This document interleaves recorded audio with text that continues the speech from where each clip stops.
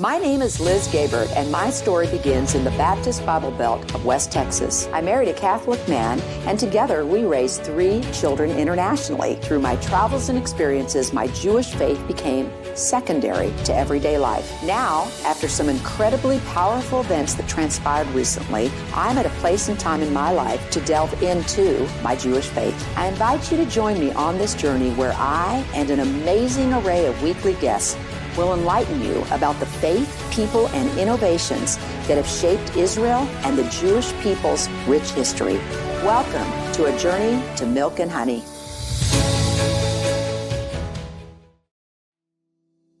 Hi there, and welcome to A Journey to Milk and Honey.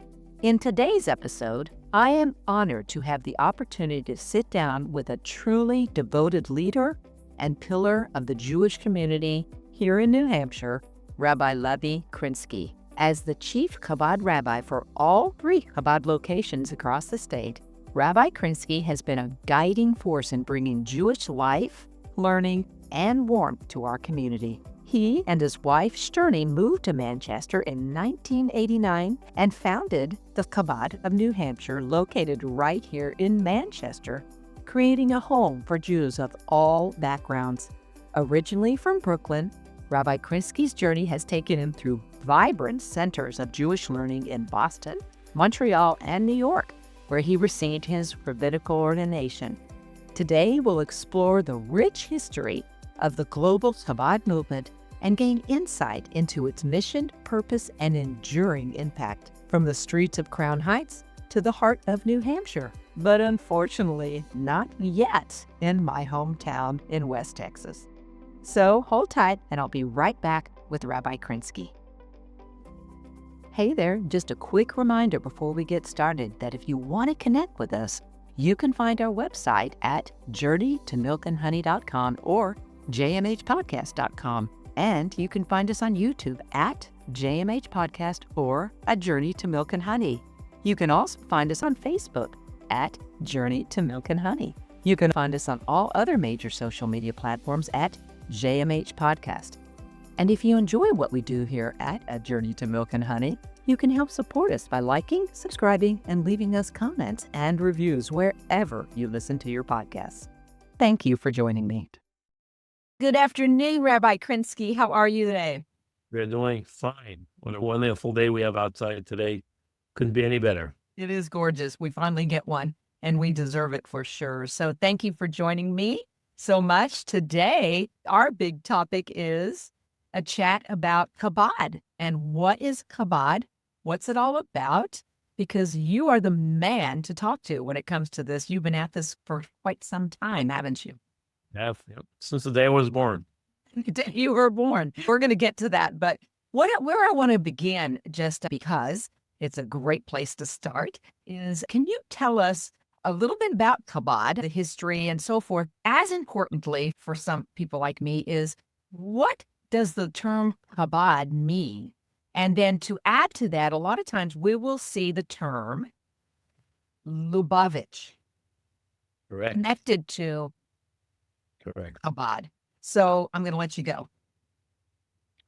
Okay, so Chabad is a Hasidic traditional outreach organization that is all over the world.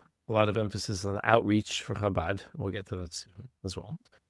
Started in the late 1700s by the Alter Rebbe, the first Rebbe of Lubavitch, known as Schneur Zalman, known as the Alter Rebbe, which is a Yiddish term for the older Rebbe. 7 generations of rabbis have taken it up until now.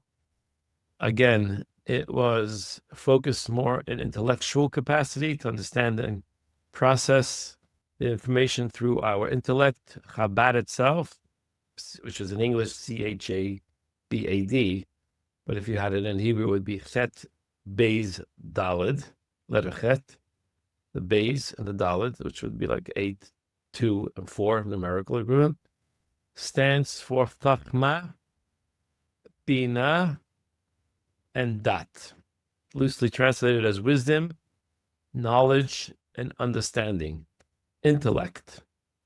And Chabad Hasidus, Chabad philosophy is based on intellect. Lubavitch, as you clearly stated, is synonymous with the Chabad Chabad movement, because it was started in a city and town of Lubavitch. Luba in Russian is love, brotherly love, White Russia, by the Alter Rebbe those days. So for all the years it was known Lubavitch, but the aspect of the outreach centers, although you find Lubavitch centers in some places, some major cities, primarily by and large go by the word Chabad. It's Chabad center of Chabad House of Jewish Living, Chabad campus, Chabad outreach center. It's more commonly known today in the recent 50 years as Chabad. Okay. All right. Now that clarifies things very well. And we have Chabad on university campuses. We have one in Manchester, New Hampshire, which is where I met you. You are the rabbi there and have been for quite some time. And there are a lot of pieces to Chabad all over the world, as you said, right? And they from schools to shul, to social services, to elderly care, to social services, many, primarily based on education outreach. I should just point out, so we don't get shortchanged in the interview, you never know who's going to hear or see this down the road, there are 3 active Chabad centers in New Hampshire. The main one is here in Manchester on River Road that we're talking to you from now, but there's also a fully active Chabad center at Dartmouth, which is in Hanover, New Hampshire, and a very active Chabad Seacoast, which is Newington, New Hampshire. So we have 3 covering the state. Hopefully, shortly we'll have another one coming this way. Oh, really? Can you reveal? This, the people don't know. Interview's over. No. So that's great. That's actually exciting to hear. So what were the circumstances that led to the creation of Chabad at that time? So it's important really to go back to the history of the Jewish history at that point in time. The Baal Shem Tov, who prior to the Alter Rebbe was a great pious man. Many books have written around the Baal Shem Tov. He, during that era and that time, brought a fresh approach to Judaism and Yiddishkeit as we know it. We know enough to look back too far. The horrors, the expulsions, the burning of the synagogues, the horrors of the Jewish people going through that history, that era of time, led to a very devastating fallout where Jews didn't want to know anything about Judaism and God. And the Baal Shem Tov, in his powerful, beautiful, loving way, brought Jews back to Judaism. And it was just about his emphasis on the connection between man and God, the purpose of creation, that everybody has a soul, a godly soul that's burning within them. Through love, through joy, enthusiasm, he really reunited a whole new movement known as Hasidism. Now, Hasidism in itself has many branches today. If you could look online, probably a couple of hundred of different groups all over the world, primarily the big areas like New York and Montreal, Canada, certainly without Israel. Chabad always stood out, however, because a lot of their emphasis was internalizing, in self-isolating themselves from the world and rebuilding their infrastructure. Chabad tried to do the same simultaneously. Strengthen yourself, I like to say, you have to insulate yourself without isolating yourself. And then when the Rebbe came along, the Alter Rebbe, and he wrote a book called the Tanya, it's a magnum opus called the Tanya, Tanya, which is a highly wide, it's been translated in languages being taught by people till this very day in every school in every corner of the world. And he emphasized more of the outreach approach to our fellow Jews because of the message he has in there, that we're all in this together, we're all one general heart, and the heart has to work in unison, and everything has to work functionally, perfectly. Otherwise, God forbid, you have a heart attack, you could die. So Chabad took off as more of an outreach underground organization. Throughout those hundreds of years, they've been underground synagogues, yeshiva, mikvot, ritual baths built by the Chabad movement, to the point of self-sacrifice. And each of the subsequent Rebbes, after the Alter Rebbe, his son-in-law, until our final Rebbe, Rachel Shneson, born in April 1902, Chabad always stood out to be one that's much, much more aggressively, passionately reaching out to fellow Jews. That certainly changed in 1950 and 51 with our last Rebbe, Rachel Shneson, took over the movement, which again was a horrible period of time. You're talking about, I can't even believe it because at my age, just a few short years after the horrors of the Holocaust, I mean, devastated people that have every reason in the world. Take your God and keep him. I don't want God. I don't want your philosophy. I don't want you to intellectualize. Come and give me any speeches or rationale or reasoning. And of course, we have no reason or rhyme or reason for the Holocaust. No one should ever think they can explain why God allowed that to happen, which is another subject for another day. But the Rebbe, through his passion and his love and his desire to reach every Jew with unconditional love, has rebuilt and taken Chabad movement to a whole new level of outreach. And that's what we're seeing. Absolutely. That's absolutely right. So there were, I think you just said, there were 7 rabbis, correct? The most recent one, as I think you mentioned, was born in 1902, and he passed away in 1994, correct? His impact seems to be immense. And I started actually reading about him. There are pages. I'm sure there's books about him. I know there's books about him. But what an incredible individual. And even after he passed away, Chabad exploded. The wonders of the world, really, in turn, he was able to take it to another level. And that goes back to the deep love and connection that people felt like a student to a teacher, really, or only child to a parent. And it continues still today. As I mentioned to you, I get calls all the time from young couples when I come up to New Hampshire, looking for a corner where there's some Jewish enclave of people that maybe are not being reached by us, and I'm sure there are.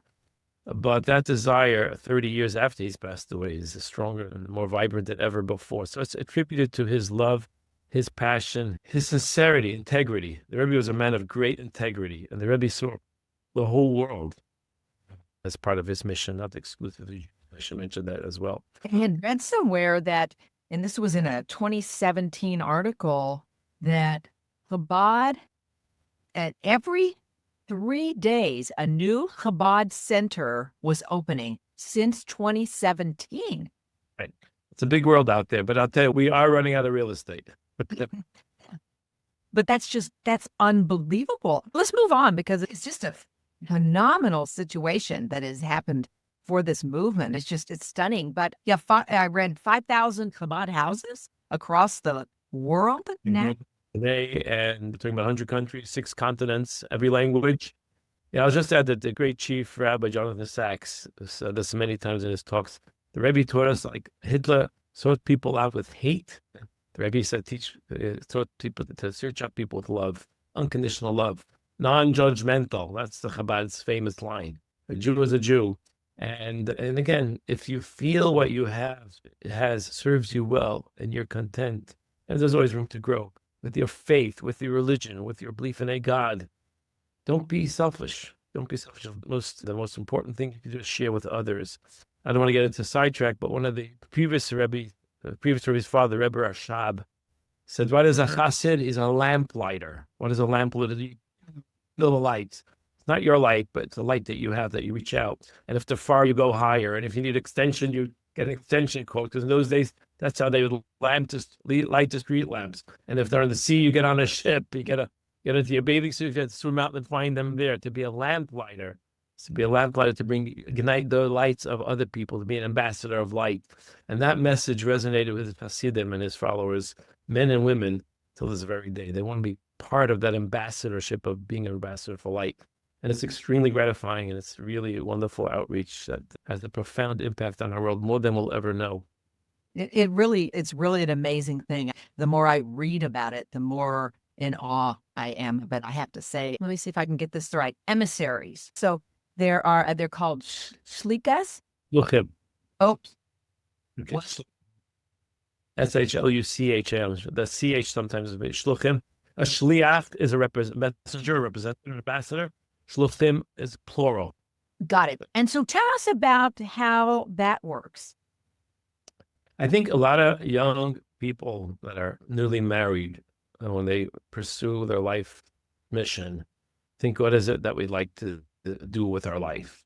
Now, of course, majority of people don't become a shliach or shluchim of the Rebbe, because numbers will never bear that out. However, some people that are passionate and grew up wanting to carry out the Rebbe's work will seek out a position. It can be on many levels, by the way, school teachers, principals, working in a social service home, caring for elderly. It's not just one rabbi, pulpit rabbi. There's so many levels. Like for us, if we took out a new shliach to New Hampshire, doesn't it mean opening up another regional area? He can work under me. He can be in charge of the youth. He can charge the seat team. He can do elderly. He can do hospital visitation, right? And then there's the rabbis that do campus outreach. So there's many levels within the shluchim area. If you're a candidate and you're passionate about it, and hopefully the woman you marry feels strongly about it too, but it should be discussed when you're dating. If this is something you feel you want to do, if it's a yes, level depending, are you great about education? Are you an educator? Are you a deep thinker? Do you like to be a philosopher? Do you want to be a person that runs summer camps? Everybody has their passion. And then you try to find a match between the work that's needed and the people that are out there. So there are no longer states available. There are 50 states, each have a head representative. I represent New Hampshire. So if you're going to come to New Hampshire, you're going to get my permission with my blessings. You'll be hired by me. I'll be responsible for you as I am responsible now for the other two rabbis that are under my jurisdiction. We all work for the Rebbe. We're all carrying out Chabad's mission. But there's a level of hierarchy, I should say. So the 50 states are taken, but there's a big world out there, and sometimes you'll hire someone that will do the Hebrew language people. They're fluent in Hebrew, with Israelis, foreigners, right? So there's so many levels. So when I got married to Sterny, we were very passionate about wanting to go out to a field and do outreach.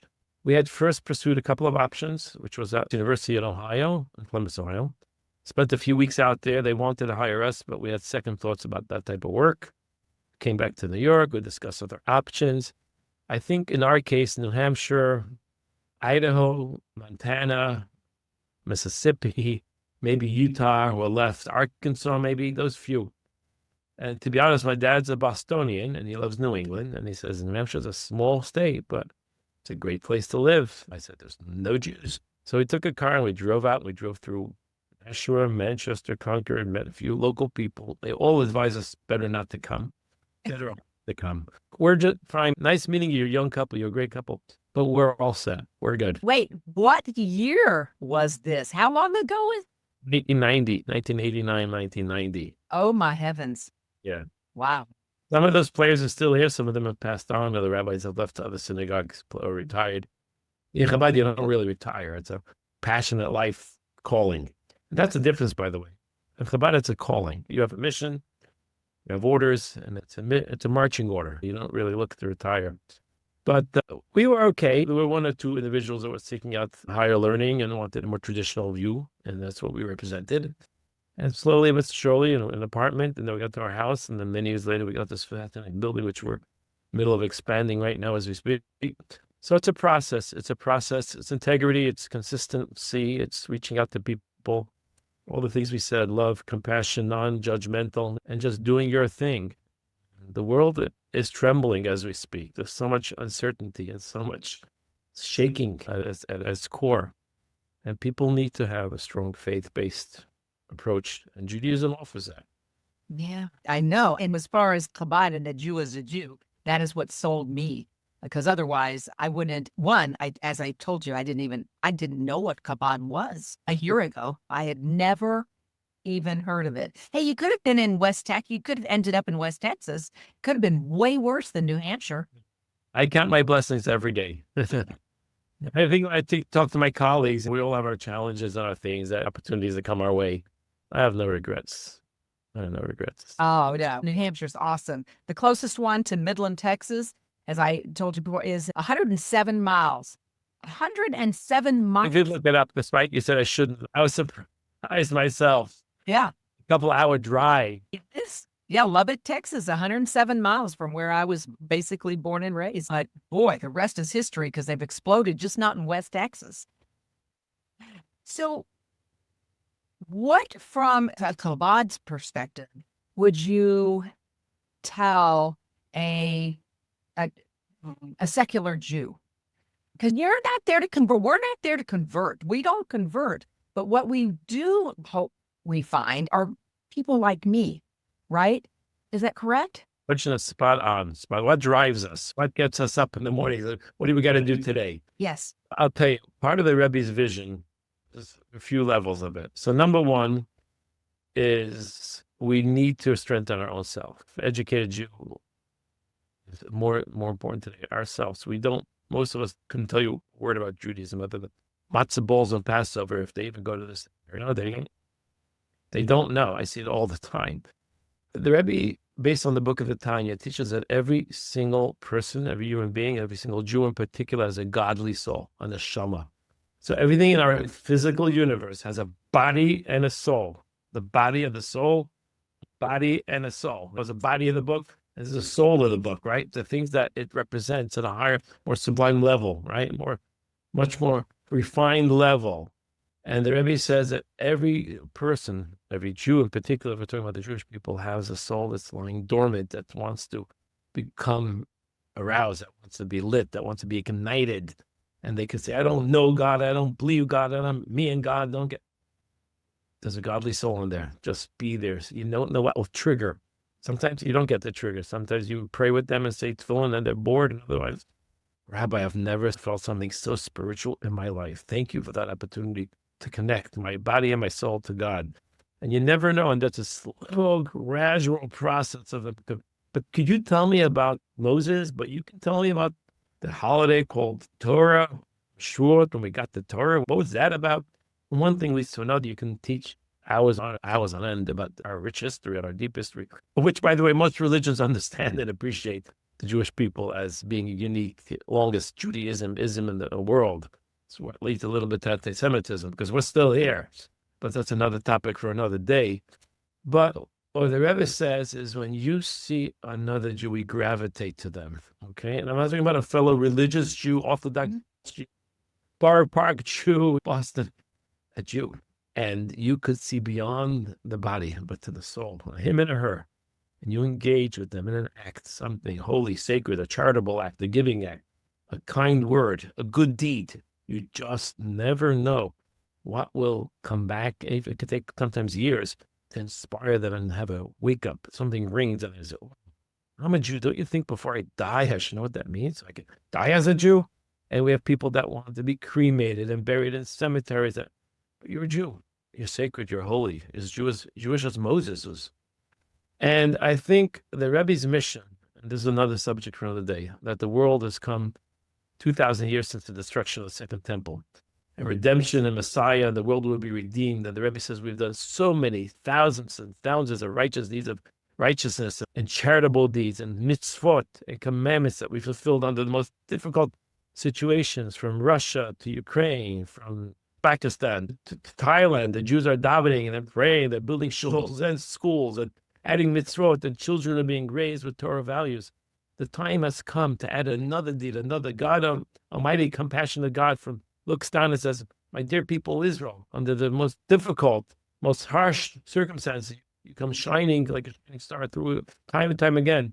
Your redemption is about to come. So the Rebbe was very set on the highest level of achievement.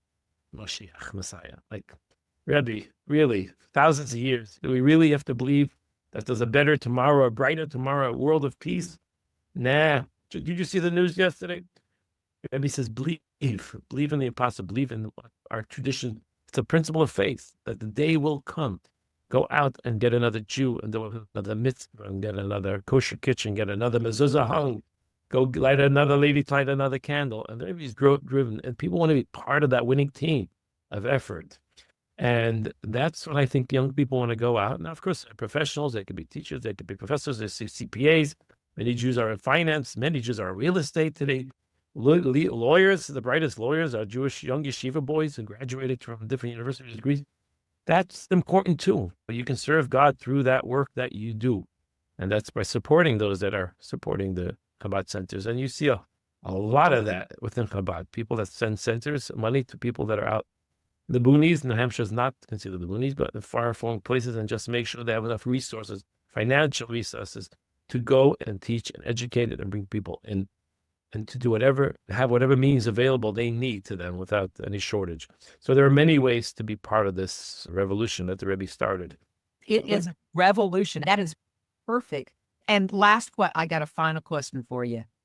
If the Rebbe was here today, what would he think about the state of the Jewish world? And that's a big question, but relative to Chabad, I think he'd be pleased as peach personally as to the expansion, the extent to which it is. Yes, but relative to the state of the Jewish world. The Rebbe was the ultimate optimist. He had everything to be pessimistic about his own life. He lost his family through the Holocaust themselves. There's many stories of his life of things that he suffered through, but he always saw the light at the end of the tunnel. He always saw opportunities. He was literally the ultimate optimist. The Rebbe was one that saw an opportunity and challenged as an opportunity. And he writes that to his letters to so many people that contacted him about their dire situation. He said, this is an opportunity for growth. This is a learning curve in your life. Pick yourself up and go back to work. Do more.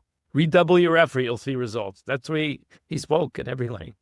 And there's thousands of documents that you could see. I could even send them to you. You'll see the same common thread with the Rebbe. So the Rebbe would say, we're doing good work, boys, but we got to do more. We got to do more. You got to get more. You got to get more hours in your day. You got to get more people working full time until the world reaches this really special level of redemption, which is, of course, from God, by God. We still have work to do.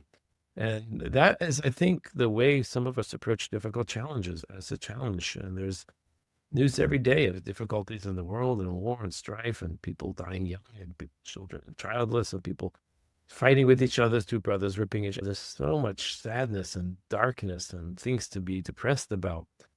But hey, you got a mission to do. You got to keep your eyes on the prize. You got to really be focused and get up and go with a smile on your face with joy, because that's what emanates most. Be happy. Judaism is severely, direly missing from Judaism today. But that's not the case at Chabad. I wish it had happened 50 years ago for me. But hey, as they say, better late than never. Life to live and a lot of learning to do. Every opportunity, which is great. And we love seeing you whenever you can make it. You could talk about sad things all day, but you got to find that silver lining and what makes us so unique. And again, the more we do that, the more our enemies don't like us. The ability to survive and thrive through hell and back. I feel compelled to share a quick story with you that really resonated with me a few years ago. Okay. And this simple kid, a beggar, for lack of better words, walks into an upscale restaurant in Upper Manhattan. He's starving to death. And he puts together a few pennies and he goes in dressed in rags to the restaurant. He asks for a seat. The attendant comes to him and says, sir, I'm sorry. You can't just sit down in this restaurant. You're not welcome here now. He says, why? I'm starving. He says, no, we won't allow. Let's go back out. And he felt very offended. And he understood it was his raggy, torn clothes that were dirty that they didn't want him in there. So he actually put together a few bucks and went to another bazaars. You just go into a little bazaars like a thrift shop, and he bought himself a two-piece suit, an old suit. And he got dressed up, and he went back in, and he tried again a couple of days later. And he's told, sir, you need to have a reservation a couple of days in advance. We're fully booked. We can't have you staying here. Sorry to disappoint you, but we can't accommodate your need. You'll have to come again. He was highly offended and very insulted. And he understood right away what was going on. He goes back and he rents a tuxedo with a tie and he polishes the buttons. And he's looking really spiffy now. Walks back into the same eatery, same restaurant. And of course, they help him, see him, and they help him to a table right in front. They say, here's the menu. Please let us know he'd like to order. The order will be ready shortly. He goes through the menu. He orders one of this, one of that, entree, dessert, soup, canadles, everything on the menu, one of everything. This is a strange order. No one ever orders that amount of food. But of course, he's pretty wealthy looking, pretty sharp. He'll pay. What the heck? We like to make money. So the food starts coming one by one. The hot foods are put on his table for him, and he's got a fork and a knife, and he's about to indulge in his food, right? And then he takes some of the liver that was there. He smears it in his pocket, and he takes the apple pie and smears it across his tie. He takes the main soup, and he drips it down, and is making a scene here. And the restaurant manager comes and says, sir, this is ridiculous. You're going nuts. Tell me, what the heck is this all about? You order all this food, you're going to pay for it. He says, I will. But what is this about? He says, it was abundantly clear to me from the minute I tried to walk in here 3 days ago till today, 5 days later, that you are serving my clothes and not my body. Serving my clothes. You were judging my outer externals, my clothing I was wearing, and not my food, my body, now my clothing wants to eat. It's hungry, and I'm feeding my clothes. It sticks to me. Yeah. So when you see a person and you're judging them by their clothes, by what they're wearing. Is it especially high, what do you call it? Designer clothing, what they're wearing latest. It's the soul. It's not the body. It's the soul. You see a Jew and you say they're Jewish. As Jewish as me and you. And I need to be able to influence them or inspire them, not to become religious Orthodox Chabad. They're not looking for that. Or like you said, non-Jews Jewish. We really don't. Judaism in general doesn't proselytize in that way. But to bring their level of knowledge and observance up one level. So that restaurant story just told, we do judge people by their clothing. And we all are very judgmental, and sometimes in a very bad, negative way. The man was hungry. All he wanted to do was want to eat. And Jews are saying to us all the time, Rabbi, we're hungry. We're looking for sustenance. We need food, spiritual food. Give us something intellectual, Chabad, wisdom, knowledge, understanding that I could comprehend and understand and internalize and bring it to my life and incorporate it into my day of life. And that's what keeps us going. Are the numbers there always? Sometimes they are, sometimes they're not. Never lose sight. Always keep your eyes on the prize. And that's to bring this world to another higher level of holiness. When we do it collectively, that will be a God's turn to say, the time for your redemption, the time for the Jewish people to rise up again and the temple to be built has come. And until that happens, we have work to do. What a great message to end with. And I really appreciate that. So inspiring. And I got to say, I always love your stories. You've had the best stories. I don't know if every other rabbi does the same. I wouldn't know. You have to know you're proud, by the way. Some people are looking for very deep philosophical connections. Great job, though. You do a really great job. Thank you so much for explaining this to us. I love Chabad, and I can't even believe that I am even saying this. And no offense here, but an Orthodox synagogue, if you'd have told me 2 years ago that I would be part of something like this, trying to be the best I can, learning and growing and all of that, you would have, I think I'd have passed out 2 years ago. Life is full of surprises, but I will tell you, it compliments to you. You are open-minded. You understood. These are the rules. These are the regulations. These are the traditions that we observe. These are the requirements. It relates to interactions with men and women, davening with the division called the Mechitza. At the time, we're focusing on davening to Hashem. Some people walk in, they see that where's the door? Okay, you don't understand its value. Maybe when you understand it, maybe when you experience it, you say, well, that was pretty neat. Now I understand why the shuls have those in there. The higher level, lower level, like the old shuls or the separation of front to back, whatever it is. We're talking to God. We're not leaking over. We're not what she wearing today. Yes. He got on there. Oh, it's focus. There's other times, kiddush, socialization, weekday events. We can sit and schmooze and laugh and talk and share our experiences, which allows for that time. But it takes a little bit of commitment and open-mindedness. Again, open-mindedness. The point of the congregant that walking in and say, there's a rhyme and a reason for this. And that's why they're here. They will perpetuate Jewish life. The other movements are fading. Because integrity, honesty, consistency is a recipe for success. Yeah. And Chabad's got it, man. You talk about growth. It's just very impressive. And I'm happy to be part of it. I'm happy to be part of a Chabad in Manchester. It's just an amazing thing. Just getting started. Just getting started. That's right. Thank you so much for joining me. It's just been an absolute pleasure. God bless. Take care. Nice to see you. We'll see you in a couple of days. Bye-bye. Bye-bye. Gosh, I don't know about y'all, but for me, that chat with Rabbi Krinsky was very informative and also really, really inspiring. The fact that this man, Rabbi Levi Krinsky, has spent an entire lifetime dedicated to kindling Jewish souls with light, warmth, and unwavering purpose is just so heartwarming to me. Rabbi Krinsky's insights today about the mission of Chabad, which is really so much about outreach and the history of this movement, is grounded in an unconditional love for every Jew, and it helped me to understand so much and to respect what Chabad is all about, and I hope it did for y'all as well. Because Chabad's mission, as Rabbi Krinsky reminded us, is not just to teach or preach, it's to reach the heart, the soul, and the essence of every Jew, no matter where they are. And on a personal note, one phrase that Rabbi Krinsky shared today struck a deep chord within me, and that was that a Jew is a Jew, which is a simple but very profound. And honestly, I had never heard this phrase until the same exact message was passed to me by my good friend Brian Grodman. And that was just 1 month after the attempted genocide of the Jewish people in Israel on November 14th, 2023, when Brian and I were on our way home from attending the largest pro-Israel event in history in Washington, D.C. Brian actually suggested that I visit the Chabad in Manchester, New Hampshire. And when I looked at him like he was crazy, he said to me, "Liz, to Chabad, a Jew is a Jew. No judgment, no pressure." And I could have just laughed him off, but for some strange reason, about 2 months later, I walked right into the Manchester Chabad for my first ever Saturday morning Shabbat service.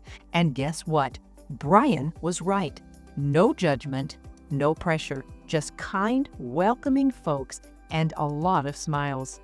Rabbi Krinsky also talked about the existence of a Jewish soul, which I also had never heard of until after October 7th, when my friend Sonia told me that my Jewish soul had been awakened.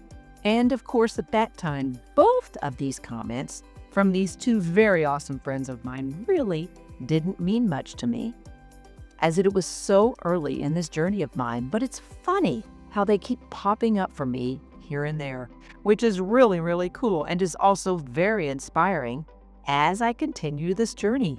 And I'm just so grateful to both Brian and Sonia, and of course to Rabbi Krinsky and his wonderful family for supporting me every step of the way. In closing, I think that no matter where we, the Jewish people, are in our journey, our Jewish soul is always present, always waiting to be awakened, and sometimes it just happens in the most unexpected moments, just like it did for me after that tragic day. That spark is real, and the connection is obviously eternal because we are still here. And what Chabad continues to do across New Hampshire and the world, nurturing those sparks patiently and passionately with love, is just remarkable.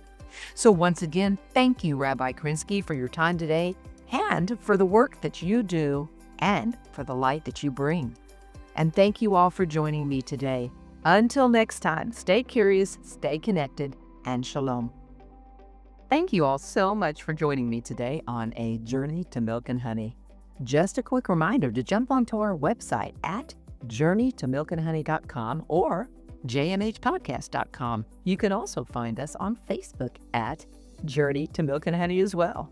To find us on all other social media, including YouTube, X, Instagram, and Spotify, you can find us at JMH Podcast. And if you enjoy what we do here at A Journey to Milk and Honey, you can help support us by liking, subscribing, and leaving us comments and reviews wherever you listen to your podcasts. Thank you so much again, and shalom.